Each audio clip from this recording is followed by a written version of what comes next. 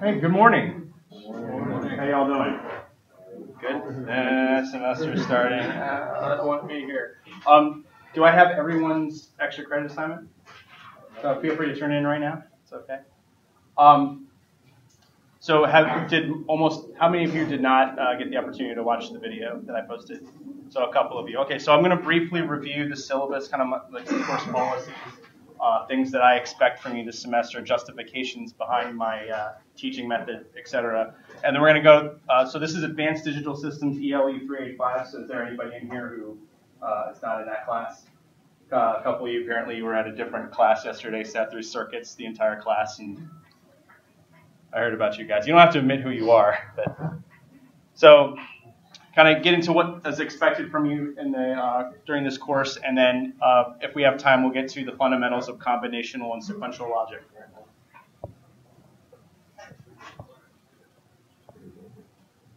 Okay, so you guys saw this cartoon on the video. This is something that makes professors laugh, so it gets into their head. But basically, a lot of the questions that I get about course policies, how things are graded, how the grade's going to be calculated, all these type of things are going to be in here. So to save yourself a trip up to my office, because I know you don't want to be there either, typically looking at the syllabus will find most of your answers. And if you don't, then feel free to shoot me an email. So there's my email, morrison@olemiss.edu. My office is 310 upstairs, and my office hours are Monday, Wednesday, and Friday, 2 to 4 p.m. or by appointment, meaning if you can't make the class or can't make those specific hours, send me an email. We can work out a time for you to be able to come in. Now, I sent this out for those of you who are kind of struggling with money. It's the fourth edition of the Patterson-Hennessy textbook, the blue or green computer organization textbook. Pretty much everything you get coming through here, the idea is that you're going to be building up this packet, which you'll be able to consist of these topical guide objectives so that you can review them come interview time. But like I said, David Patterson's the chair at Cal Berkeley, and John Hennessy is the president of Stanford.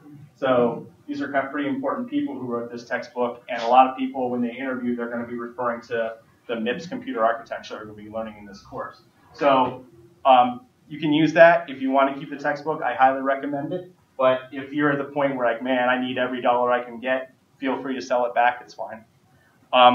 Also, a lot of the fundamental things that we're doing, I review the principles of computer design will be from the Morris and Mono textbook. But so if you have not taken 235 or 236, you're going to struggle a lot in this course. So I recommend that you talk to Stephanie or your advisor. Yes? Yes, you may. On the chair, please. Thank you. I appreciate that you asked permission. It's fine. Usually people just come in and go, hey, this is my classroom now, and slam the homework down and not care. So I'm grateful. Thank you. The breakdown, we're going to have 3 exams. The homeworks are worth 10% of the daily homework assignments. Also, I'm going to give 4 pop quizzes during the course of the semester. And then what we're going to do is you're going to be breaking up into groups of 3 and doing VHDL assignments throughout the course of the semester. If we can get it up in time, we're going to be using Synopsys tools. We're still in the process of doing that since I just came in and we're installing them. If not, I have a backup plan. We have the Xilinx ISE, which is pretty powerful in and of itself. But the idea is that when you apply to a lot of jobs, sometimes they'll ask for code samples.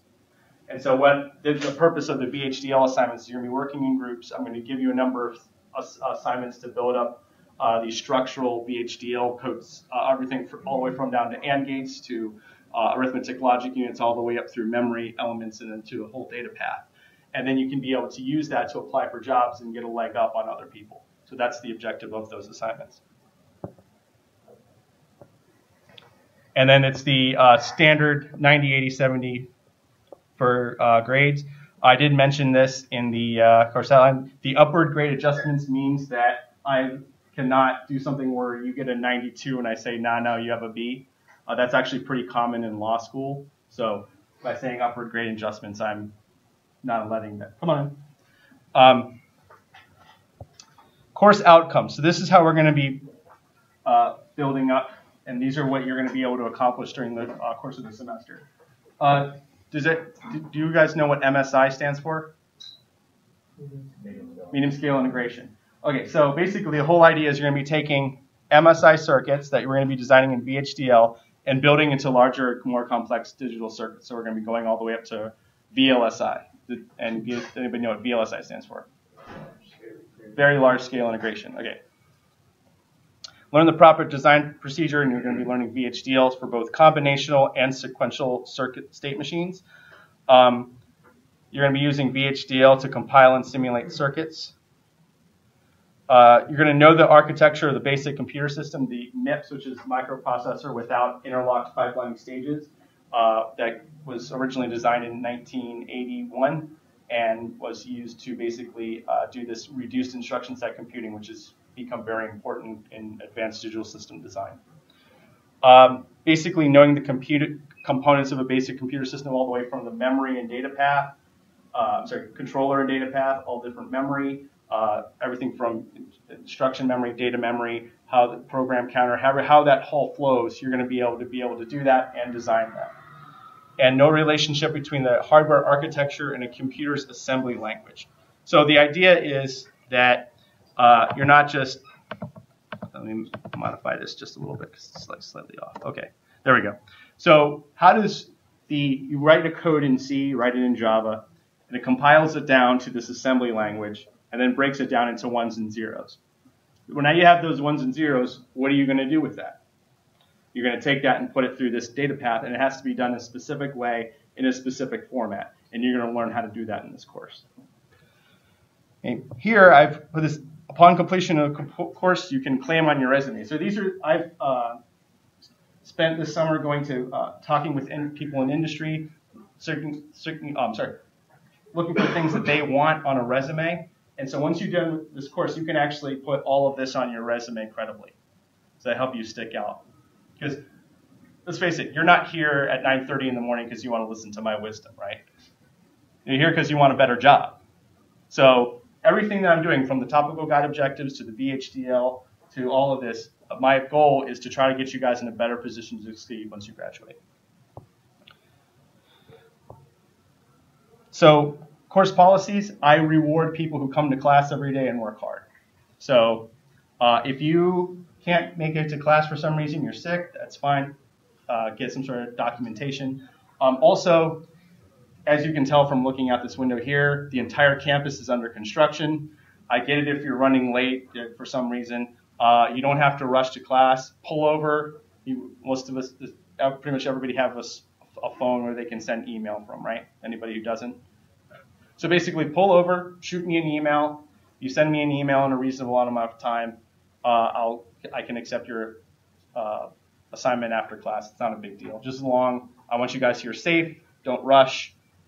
So that's my policy. I've also posted where I am recording this video right now. I'm going to upload it to YouTube every class.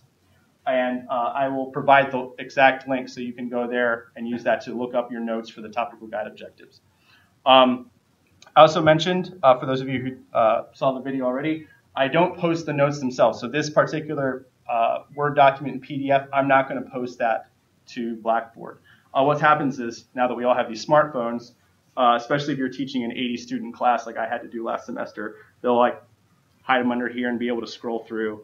It's a little harder when you try doing the same thing, as I found out when you have the video and suddenly I hear my voice in the middle of the exam and I see somebody scrambling and I'm like, oh, that's not good. So this is a good compromise. It allows us to go a little faster. Some people have a really hard time keeping up taking notes in class. So I think this is a good way of trying to match as many learning styles that people have as possible.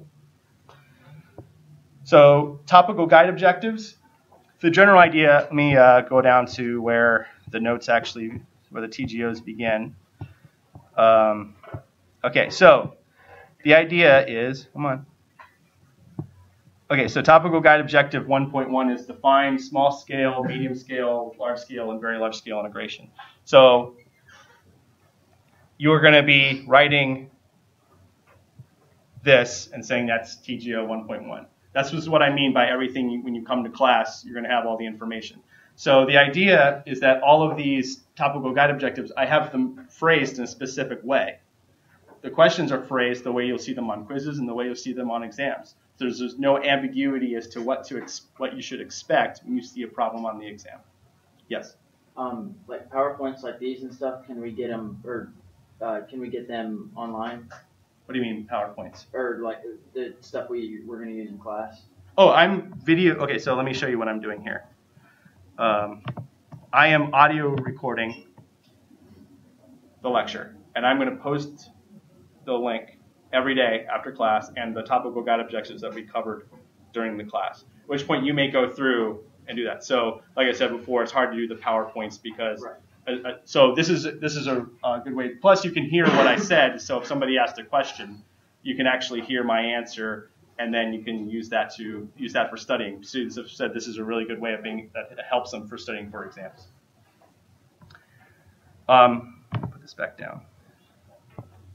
And so the thing that I found is that you'll see that the topical guide objectives build towards a set of common objectives. And usually when I do an exam review, my exam reviews will last 4 or 5 minutes tops. And I'll say, what do you think will be on the exam? And having been keeping up with it and studying it, you pretty much say, okay, I expect this to be on this exam. I expect this, and I'll have the exam in front of me and go, yeah. So I find this is a very good way to help all the students keep up and stick with the material. And so that should be the goal. There should be no ambiguity. My goal is to get the knowledge into your head and demonstrate that it's there, right? So I think that I found this is the best way to do that. These are the major relevant dates. I've gone through and justified why I've picked specific dates for the due dates for the VHDL project, exam 1 and exam 2, right before various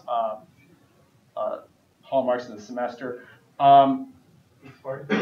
Yes, pizza party. Last day of class, I'll be bringing in pizza for everybody in the entire class to reward you for a semester of hard work. I know my method is, yeah, there you go. Okay.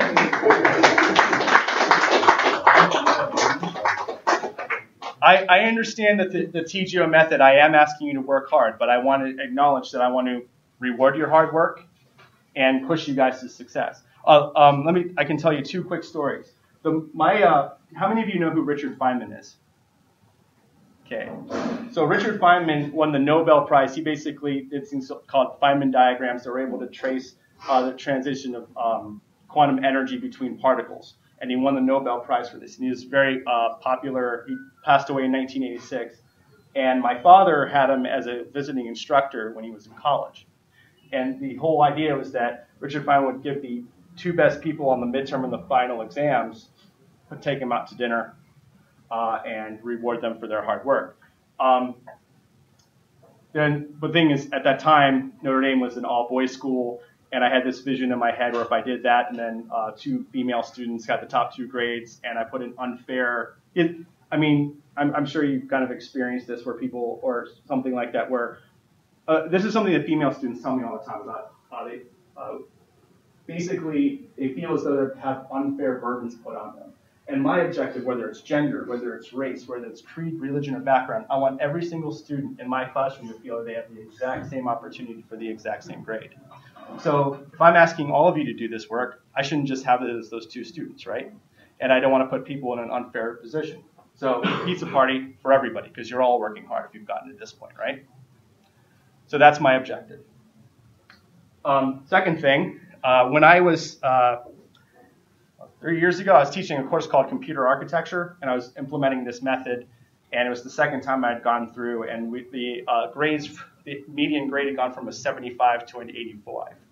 So 75 to an 84, and then I made it handwritten and went up to 90. My objective is the median grade should be somewhere in the ball. Half of you should get some sort of A. That's my goal. And we compared that, and I had a colleague who was working at MIT, and he gave the exact same final, and they took it, and my class beat the MIT class. So, hold on, no, you shouldn't be applauding me.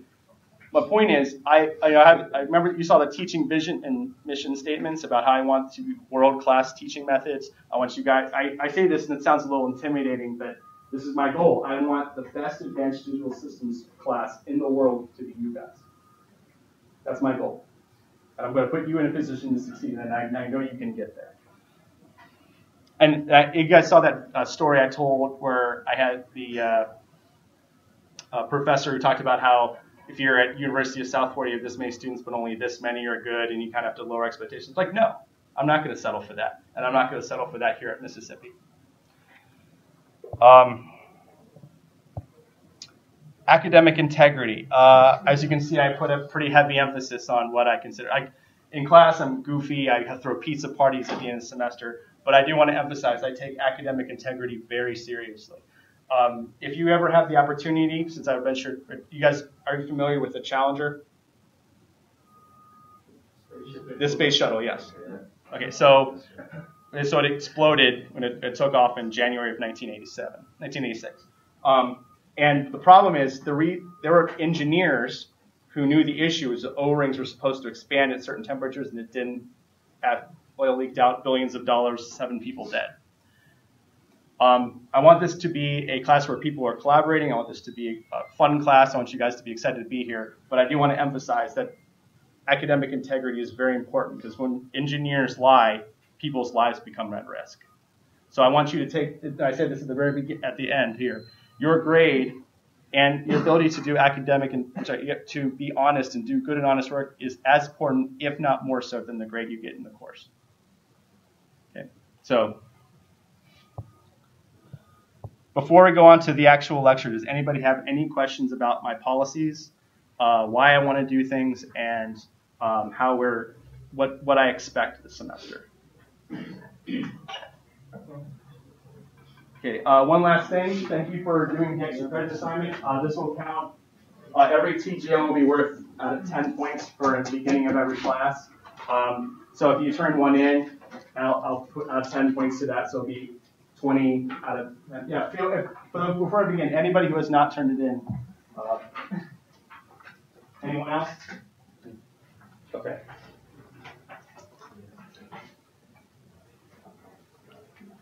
Okay, so the general concept of a computer. So on the screen, we're dealing with application software, right? So this is what you see when you're dealing with code. You're trying to code. You're trying to develop a project. You're working with anything, whether it's Word, PDF, or anything like that. You are dealing with the user software, application software, at which point it interacts with the operating system, which allocates resources, allocates memory, allocates based on performance, based on whether or not it's a single processor or multiprocessor parallel processing. At which point that code is compiled and is turned into something called assembly language. And we're going to discuss that in a moment. And then from there, it's turned into actual binary ones and zeros. Now, those binary ones and zeros are done in a specific way in which, in MIPS, we're going to call the first 6 bits of a 32-bit instruction the opcode, which tells us what the instruction actually is. And then from there, it tells us which registers we want to get the information from and how we're going to use the rest of the instruction to complete it. So that's the format of the machine language. And that's then implemented in the hardware. So the general idea of this course is how do we take code and implement it in hardware? How does hardware and software interface?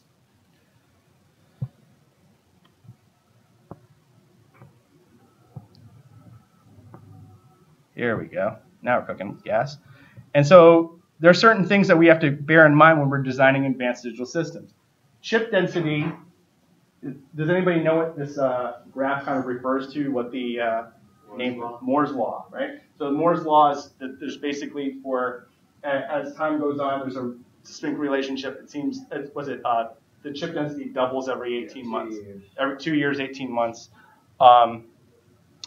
And so this is kind of, you start the 4004 down here in 1973, all the way up through the Pentium 4s in this particular graph. While we're doing that, we also have to balance the fact that the feature sizes are going down. So this is talking about dynamic random access memory and ASIC half pitch. As you can see, we're going down from 100, this is nanometers, all the way down. They're trying to get down to 13 nanometers by 2017. The current Intel Ivy Bridge is at 22 nanometers. And now what ends up happening is you're putting more and more chips and more and more heat. The amount of heat keeps going up. So basically, they have to come up with different ways to try to mitigate it, whether you're running fans or you're using different kinds of liquids to keep the temperature down, because you don't want to put something as hot as a nuclear reactor on your lap. That's not good for you. Okay? So, but this is a very common slide. If you've ever seen any Intel presentations, or you will in the future, I guarantee you'll see this slide again if you haven't before. I think in 6 different classes and 4 different presentations, I've seen this exact slide where I can be like, oh yeah, it's going to go all the way to the surface of the sun. It has the same stupid sun graphic. Okay? So we started out in vacuum tubes, and the first programmable computer was designed in 1921, and it was designed. He was a German who. The computer ended up being destroyed in World War II when the Allies were trying to go into Germany. So we lost the computer but won the war, so that's okay. But he also designed it in his mother's basement, which is kind of a precursor to a lot of computer engineers. Like 2 people laughed at it, understanding, like, oh yeah, that's me. But it weighed a ton and it ran on a vacuum motor at 1 hertz. And nowadays, for perspective, these smartphones have more computing power than the Apollo 11 spaceship that went to the moon and back. So we're trying to get everything smaller and smaller and smaller. And now we get these very large-scale circuits. And then we have to bear certain things in mind. So throughout the course, I'm going to have these expert comments. This is from Phil Emma. I spoke with him over the summer. He's a chief scientist at IBM Research. So the irony of Moore's law is that the designers have assumed a constant improvement in technology size and thus have not properly accounted for their implementation technology in their digital design, hurting architecture improvement.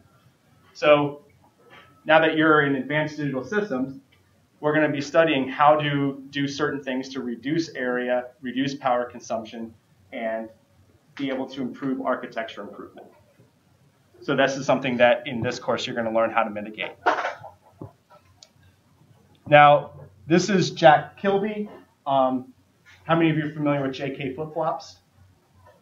Some of you? Okay, well, we're going to be studying those again in this course. But this is the guy who invented them. We know JK flip-flops.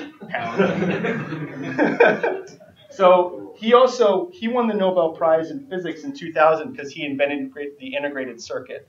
Before this, engineers thought they had something called the tyranny of numbers. They thought that every part needed to be connected to every other part in the computer. And he was the first guy who realized, wait a minute, if I make something out of silicon, we can have it flow through and improve the speed of the computers, improve their size significantly. And because of this, he won the Nobel Prize. And one of the reasons I include that in there is because the number of people who don't, and I say, who's Jack Kilby, to people in industry, and they have no idea who he is. Like, you should know who Jack Kilby is if you have a degree. So, okay, so this is TGO 1.1. So small scale integration is when you have logic circuits that use less than 10 transistors. AND gates, OR gates, we're going to go over brief examples of each. Medium scale integration is 10 to 100. Large scale integration is 100 to 1,000, and very large scale is greater than or equal to 1,000. And the reason why this is important, not just saying you guys should memorize numbers, is because as the number of transistors grows, you have to worry about certain kinds of costs in your design. Now, with CMOS, one of the benefits in application-specific integrated chips is that the first synthesis is difficult, but once you get it working, the cost for like 100 versus 10,000 becomes very similar. So you have to know precisely the size of your design and try to minimize it as much as possible. And from each of these, so if you have an LSI circuit and you can put an arithmetic logic unit, a memory unit, a controller together, you can build a data path to do VLSI design. And these different levels are different levels of abstraction in design. So you want to try to minimize the amount of work you have to do. But we're going to be discussing trade-offs, and if you try to minimize work, there's advantages and disadvantages for that. Specifically in VHDL, behavioral versus structural. If you do structural design, it requires a lot more code, but then when you compare the area and power consumption, it's significantly less. So that becomes, if you do more work, but it will cost the customer less, it will cost the manufacturer less, and it will consume less power. So it's, a lot of work short term benefits people long term.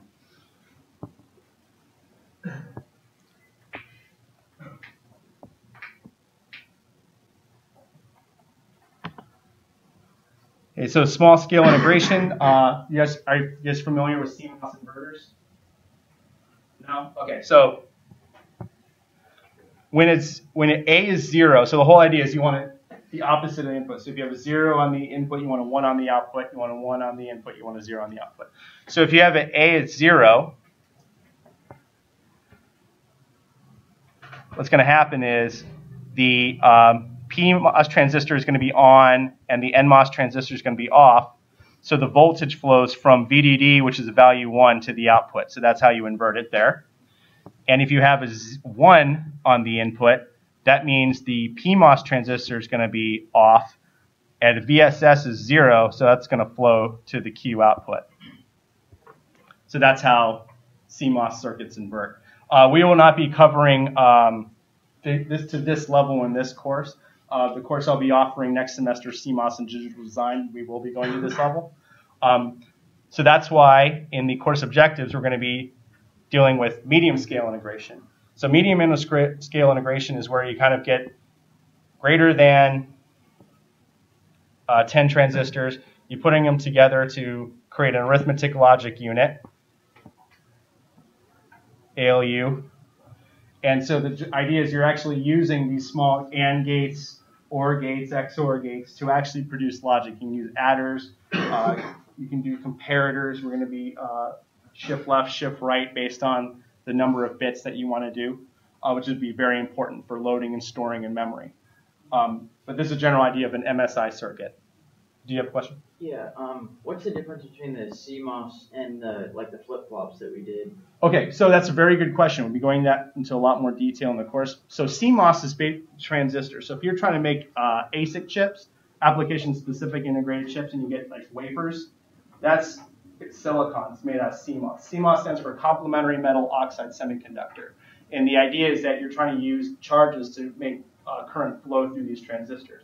Now, flip-flops are basically, you have like, so for example, a SR flip-flop is 2 NAND gates that are wired in a specific way. The NAND gates are part of transistors, but then we use these flip-flops in a way to store them to be able to have specific inputs and outputs, and that's how you synthesize it on an embedded system. Because the embedded systems, you have to have them flow through pre-synthesized designs. Now, the advantage of the embedded system is that you can actually take a circuit, put it into hardware without having to create a brand new chip. So that's why we use flip-flops. So that's why the objective of the course is going from MSI to VLSI. We're not going to be dealing with that small scale integration, but I think it's important to know why the scale is that way. Does that answer your question? Okay. Excellent. Any other questions before I move on? Okay. So now you're getting to large scale integration. So we now have, this is the pipeline MIPS data path.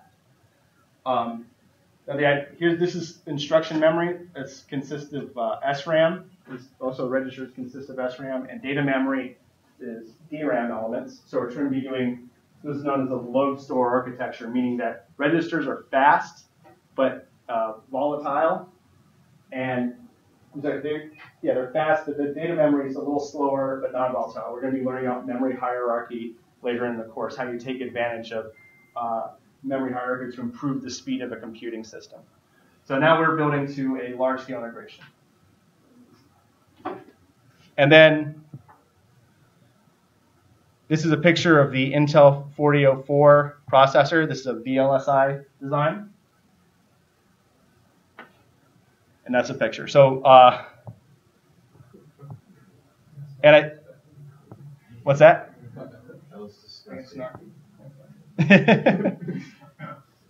So I alluded to this a little earlier about once you get to one of the advantages of CMOS is the same device costs 10,000 versus 10 million units. So when you're trying to, once you get through the first design, then it's pretty similar in terms of synthesis costs. So that's trade-offs. And the embedded systems, you can build your embedded systems, use flip-flops and lookup tables to be able to design the circuit that you need by using VHDL, which we're going to be learning about in this course.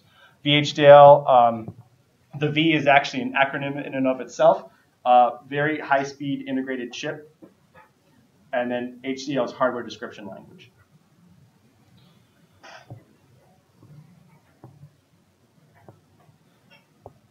Okay, so if you're in advanced digital systems, you should know what a digital system is.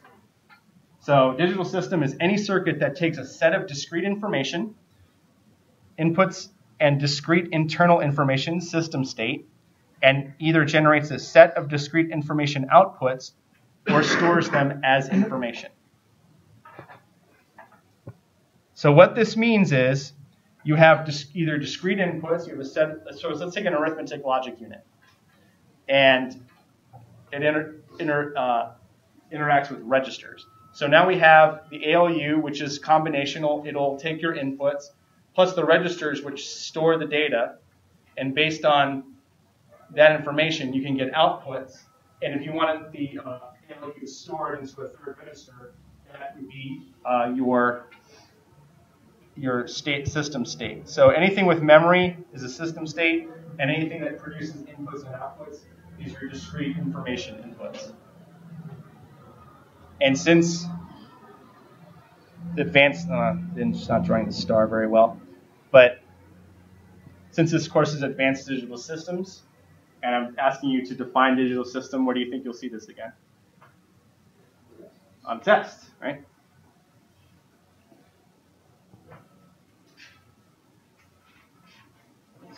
So there are two types of digital systems implemented in modern computing, combinational and sequential.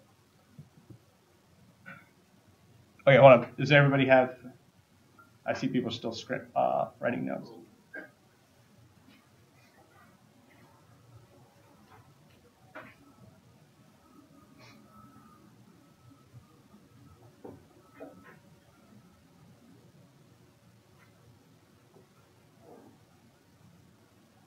Okay. So a combinational logic system, so this is 1.3, has no state present. Therefore, the output is a direct function of the digital system's, is a direct result of the digital system's function. So if this was 3 inputs and it's going to give, just coming up with a random one, let's say the multiplexer and the value chosen out. Multiplexer down here losing logic to choose between 2 or more signals. So that just, we have our inputs, we have our outputs, that's it. We don't have to worry about saving anything else. We don't have to worry about previously done work.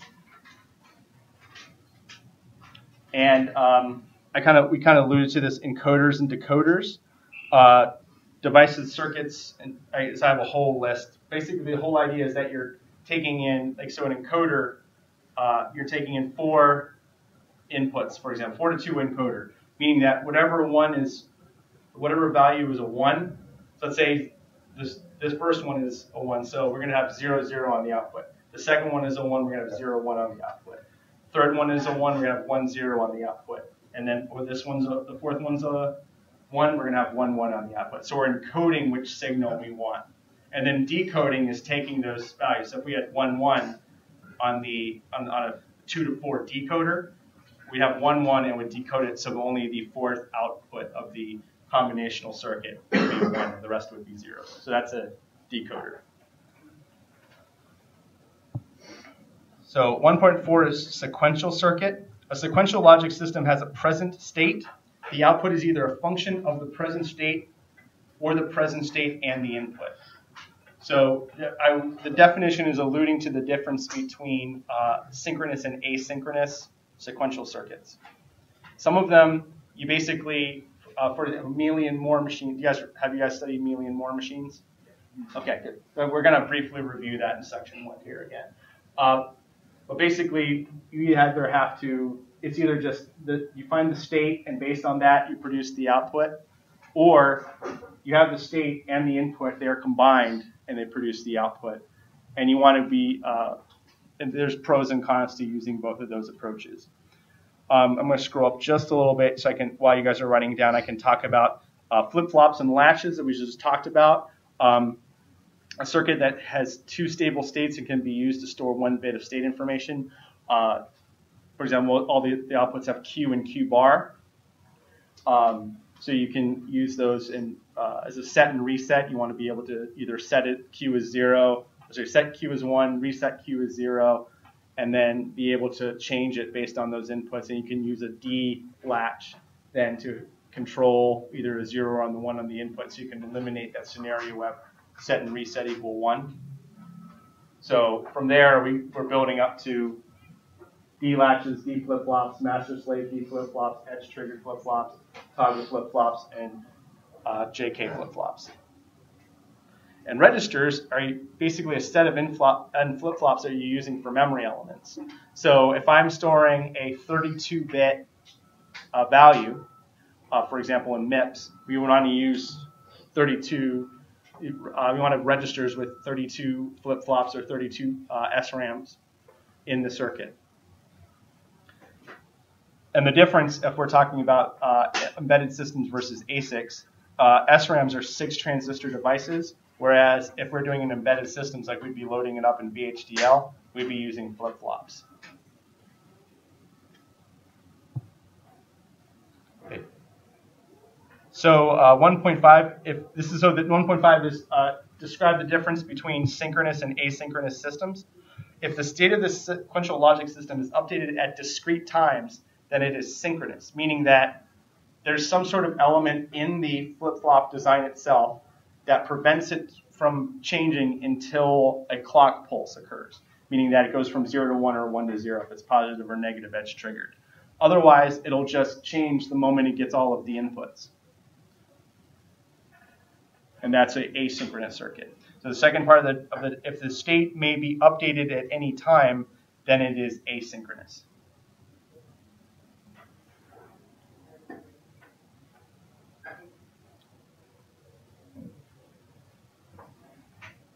Does anybody have any questions before we move on? Okay. So we're going to kind of briefly review finite state machines. 1.6 is the definition of finite state machine. A finite state machine is a mathematical model of computation used to design both computer programs and sequential logic circuits. So I have the figure here. I'm going to scroll up to the top. And that should do it. Okay, so the whole idea in our course is we have this combinational logic block that's just like before. It does a certain operation, but those operations can be changed based on the values of the state registers or the inputs. So then you have your present state, which is calculated here by taking the inputs, and then you have the combinational part. It performs some operation, and then it has an output, but then it will also update the state value. And the reason why, in synthesis, one of the reasons it's important is because you can use these registers and state variations to minimize the size of your circuit by saying, okay, well, instead of having a different circuit for each possible state, we just have a reduced circuit. And then the outputs from the registers are manipulated through. Does that make sense? Okay. If not, we're going to be we'll kind of learn the idea when we go into the MIPS data path of how we can reuse architecture elements.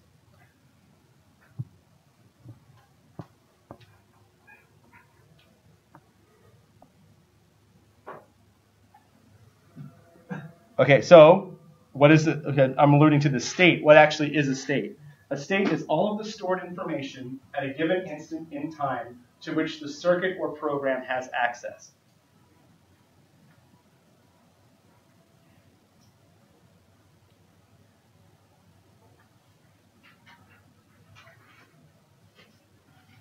And while you're writing it down, the general idea, I've kind of made a note here about what I mean by the element in time. Stored contents of a memory element at any given is collectively referred to as the circuit state and contains all of the information about the past to which the circuit has access. So basically, memory, short version. I got to write this slower. Boy, this is doing awesome. Memory. Okay, well, stylus experiment needs improvement. Okay, so now in that finite state machine, you have inputs and outputs. Now an alphabet, so TGO 1.8 is defining alphabets. An alphabet is a non-empty set where its intended use in string operations shall be indicated. And before I describe what this means, the input alphabet is a finite set whose formally notation is sigma. You have output is the finite set for the outputs. Now the idea here is in binary digital systems, we're going to be using zeros and ones for binary. So your input and output alphabet are both 0 and 1. So this is important in synthesis because if you get errors, then you're no longer a digital system. Or if you get, for some reason, you're making a half logic, or you can't, it's indeterminate, you want it to be determinate for every single possible output.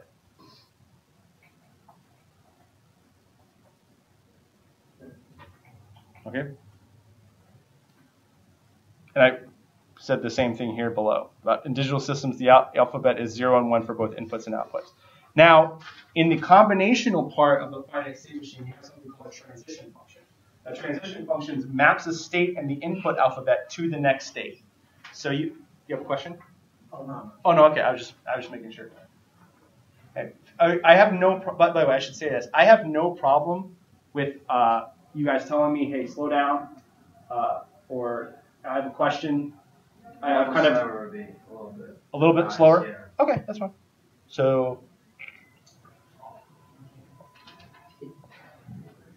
No problem. If you let me, I will go. So sometimes you, hey, lightning, slow down, right?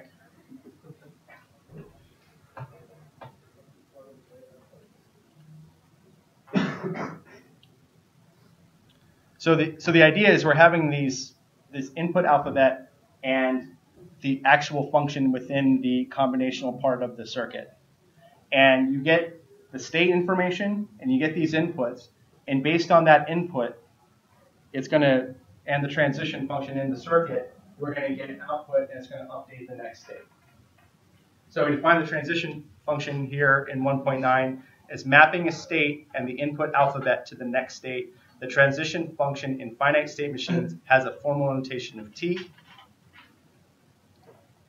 And the output function itself maps each state to the output alphabet. So basically the whole idea is you want to make sure that whatever you're doing is a 0 or 1. So that's where the output function comes into play. So sometimes that's different than the transition function, especially when we get into Mealy machines and sequential elements, because we want to not just have the input, but we also want to make sure that it occurs at the clock. Otherwise, sometimes you know how when you're dealing with an SR latch, and you have an input where it has to change, but it has to change a number of times before you get the output that you want.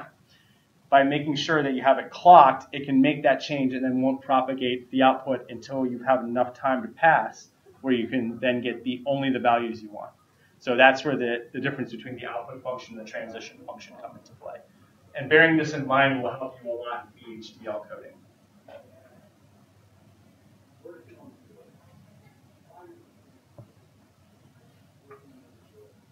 You guys have 1.8? 1.8 is the alphabet. Do you guys have all? I just want to. Yeah. Okay. All right, so the difference between the Moore machine and the Mealy machine is you have, they're both six tuples. So basically 6 tuple means that has 6 defining elements. So you have a finite set of states, which is S, right? And SO is the initial state. So in, if you remember JK flip-flops with set and reset, did you guys cover that? So when you send out the reset signal, it's going to reset it such that you get back to this SO state. And somebody you interviewed with Intel a couple of years ago was telling me that when they were because you'll go there and they'll ask you to draw circuits, and they said they were really emphasizing, so for drawing a D flip-flop, and I think I'm drawing it. And you have Q and Q bar, right? And then they wanted to make sure that they were emphasizing drawing the reset signal and then making sure that they included the clock. Like, these are details that were very important to them. So, the next thing, you have your finite set of your input alphabet, 0 and 1. Finite set of your output alphabet, also 0s and 1s. And this becomes, is that distracting to you guys at all? No? Okay, just want to make sure. And then you have your transition function. So basically you get this, the number of states plus your input alphabet, meaning that, let me scroll down just a little here. And that produces the next state. And then your transition function for the Moore machine takes that state and produces the output based on the alphabet.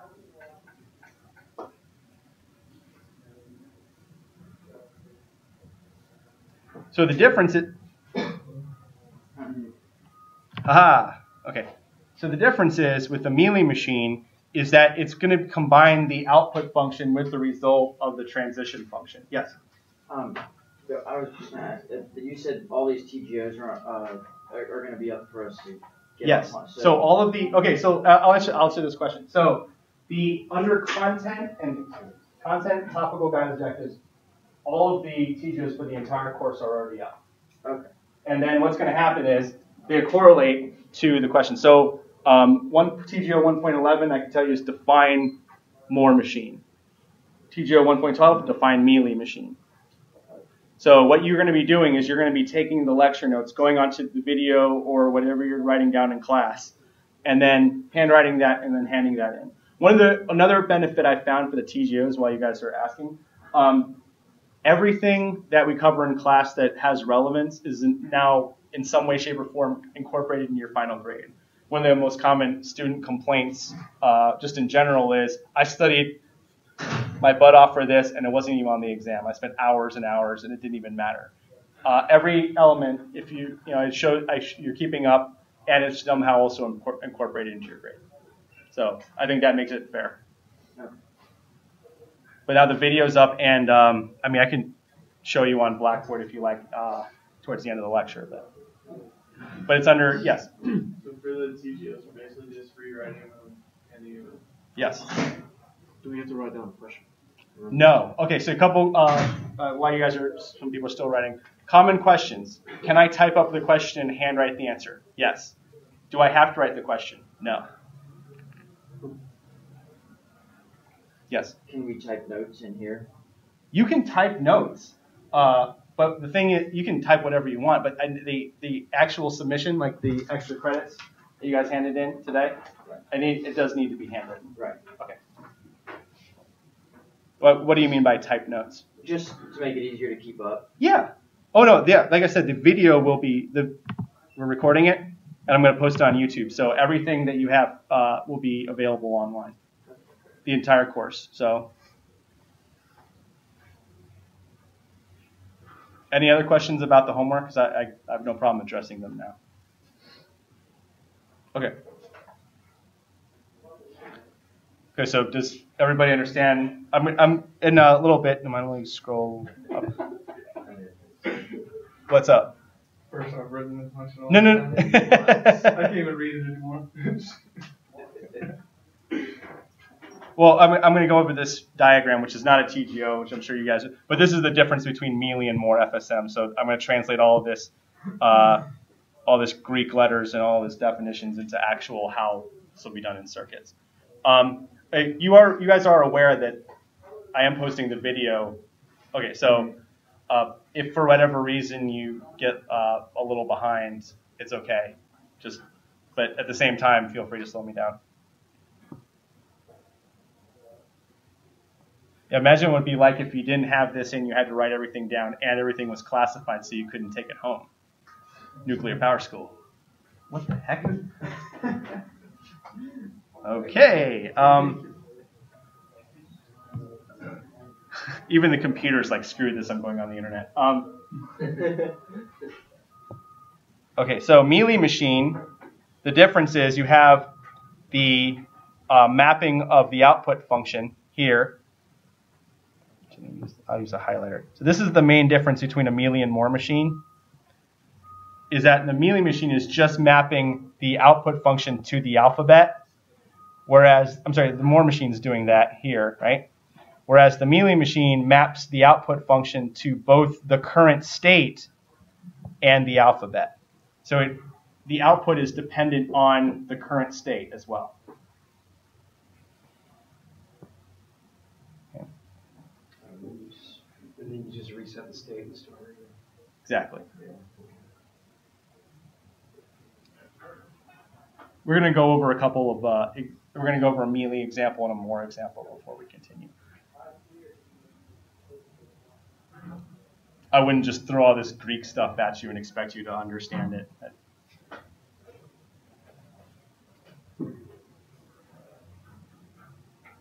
But the reason why understanding the difference between these two is important is because you want to because they're different coding styles. There's pros and cons to each. And if you have, for example, counters, you guys have designed counters before. Counters are examples of Mealy machines because you're taking the current state, which is the current number, plus the clock pulse, plus the other inputs, and then producing the output and the next state. So your output is the current number, and then the next state is plus 1, right? So that's an example of a Mealy machine.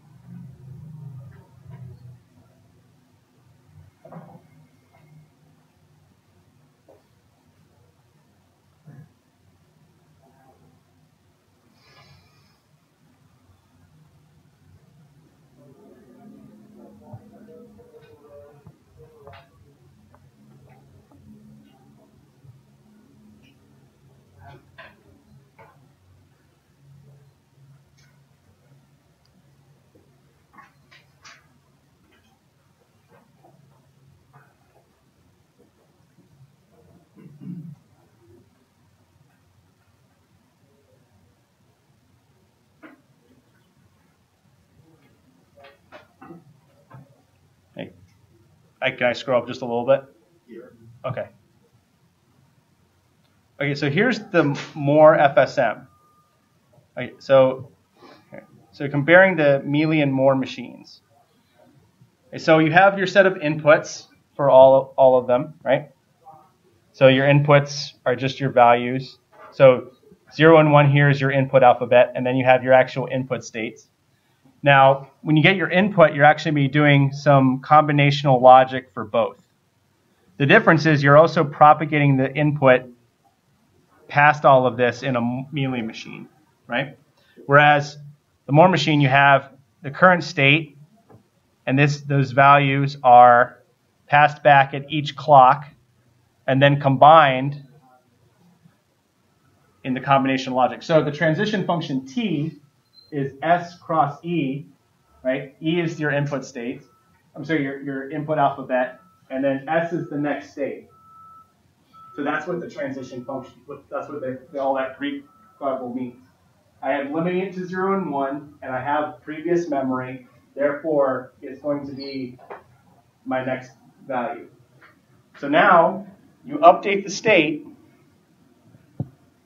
in a Moore machine, and based on that, it's just going to give you a specific output. So for example, if you had a small machine that can be used to determine whether or not you have a sequence detector is a perfect example of this. 0, 1, 0, 1. We create a machine. If it gets 0, 1, 0, 1, then it gives me a value of 1 on the output at one specific state. Otherwise, it's still 0 because we haven't found the sequence yet. If you get 0, 1, 1, it goes back to a previous state, and it's still outputting 0. So that's an example of a Moore machine. Where a Mealy machine, you have that input is your clock, plus you have the value of the counters, right? So that based on that, you're now updating the value, and then from there, you're now updating your logic. So that's why the difference here is just state correlates to the output function, because the output is directly relates to the state you just went to, whereas S cross sigma is the result of the new state plus the input function. So does that make more sense? What time is it?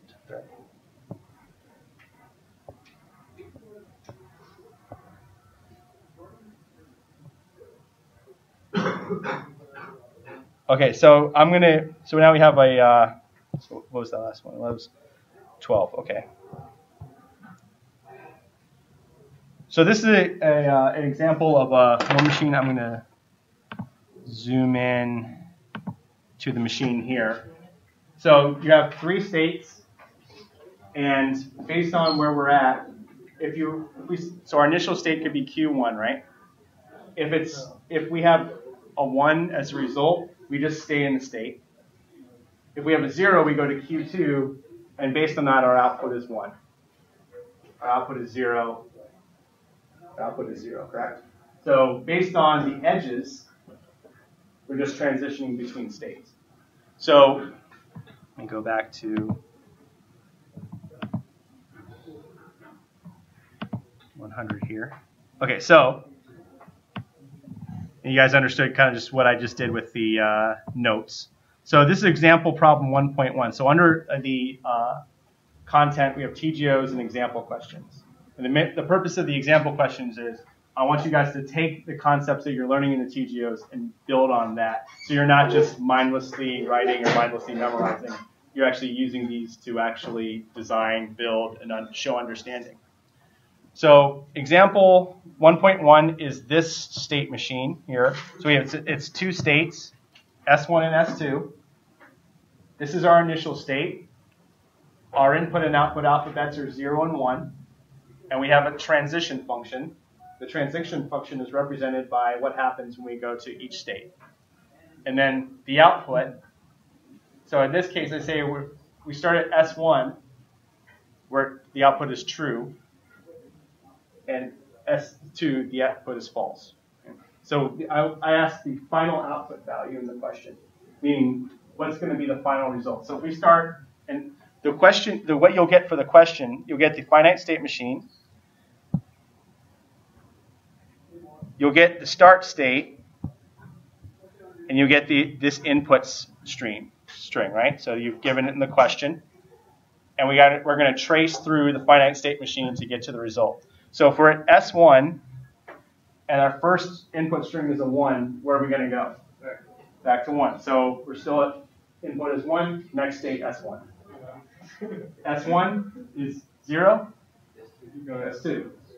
And I have the solution up here, but on the okay, S2, 1 stays.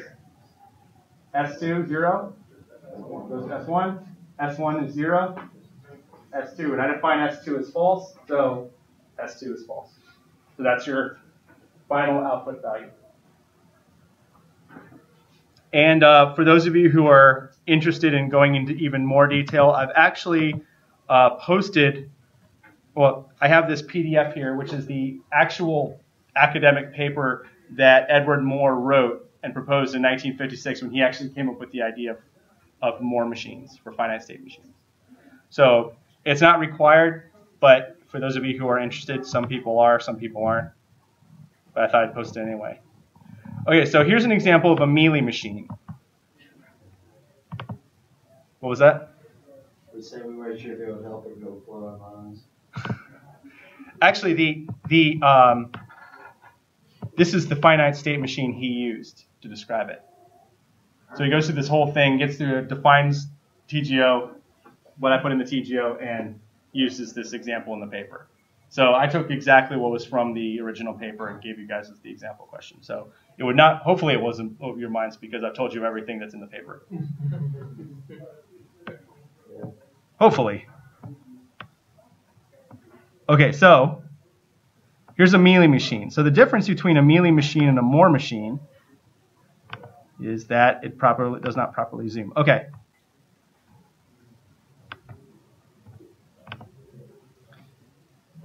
So you have the initial state, and based on the transition, that's how we're going to determine our output. So this is when Mealy presented it. This is the finite state machine that he used.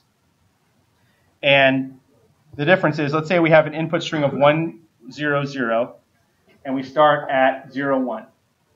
So we can determine the output string, right? So if we start at state, that's a 0, 1. So then 1 means that 1, 0. So we're going to transition to state 0, 0, and we get 0 on the output. Next one, so that's what happens here. So therefore, the initial bit of the output is 0. For the second one, we have 0. If we transition on the state from 0, then we want to output 1. That's what this notation is, 0/1. Transition, output. Does that make sense? I see a couple people squinting. Do you want me to zoom in a little more on the machine? Okay.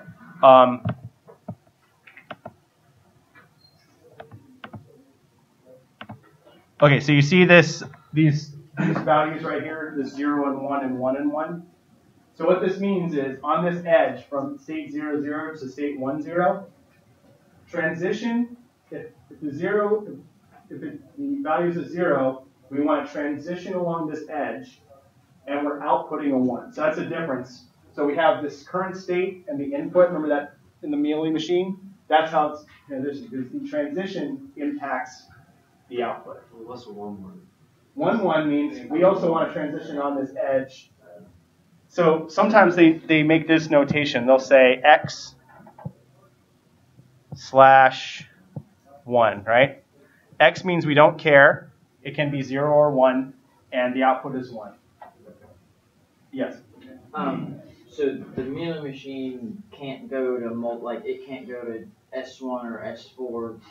It can only go to one specific. No. It can do that. Let's see. This one 0, 0. This one goes to 1, 0. Okay, so I guess 1 goes there. you could do this. This is a valid Mealy machine. You cross out this edge, right? Right. And we can do 1, 0. That's a perfectly valid Mealy machine. Okay. I missed it too. No. No, that's okay. That's a really good question. It's a really good question. Any other questions?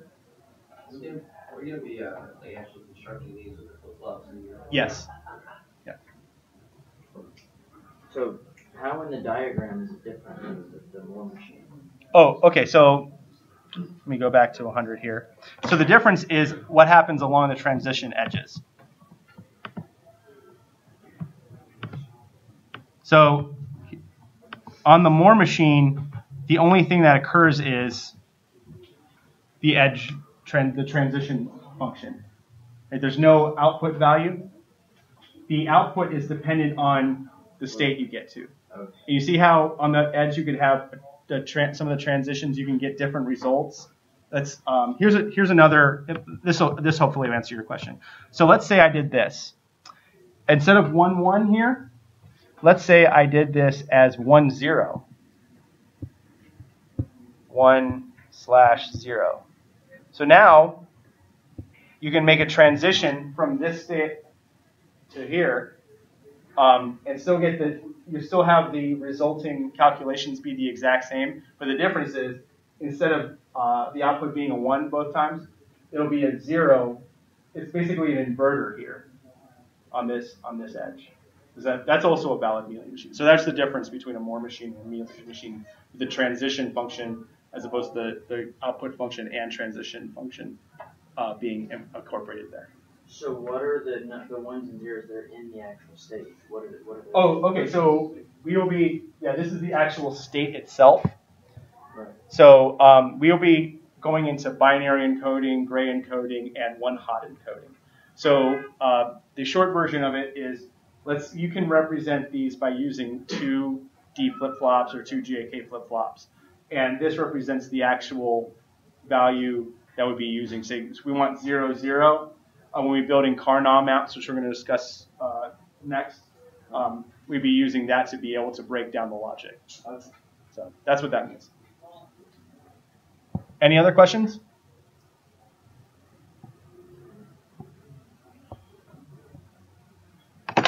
Sorry.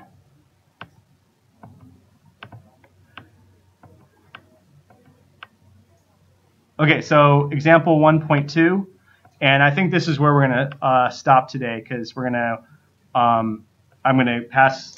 Can you do me a favor and pass around, write your name and the information because I'm going to take class.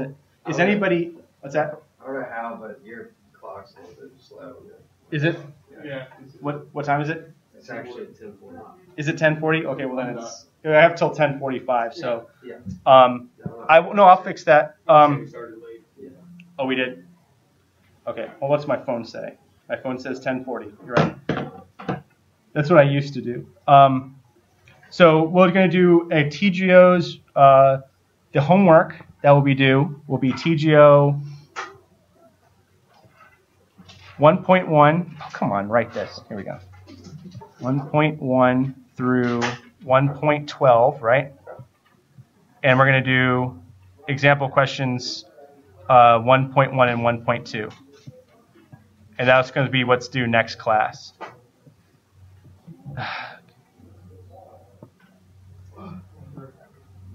1.1 through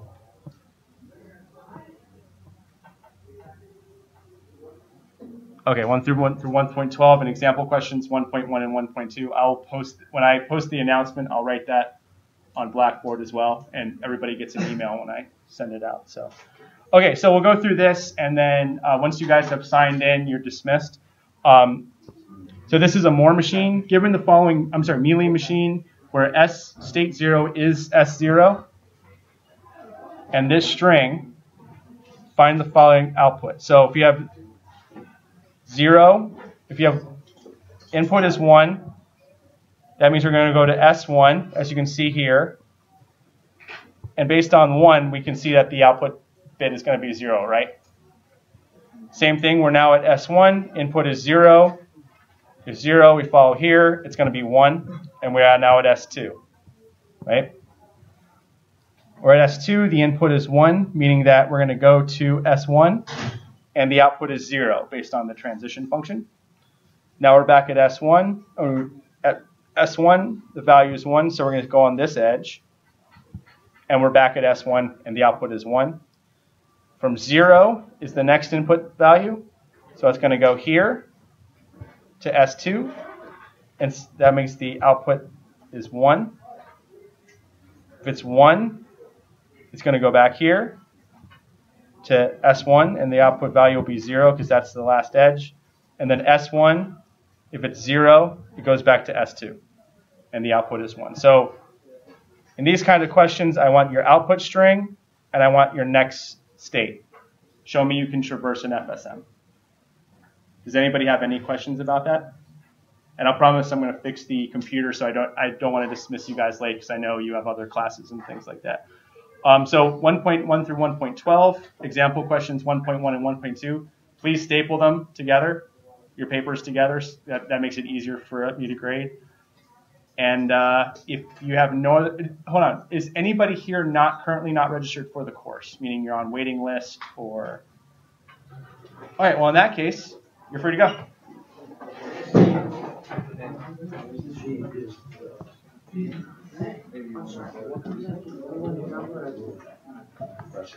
Yes.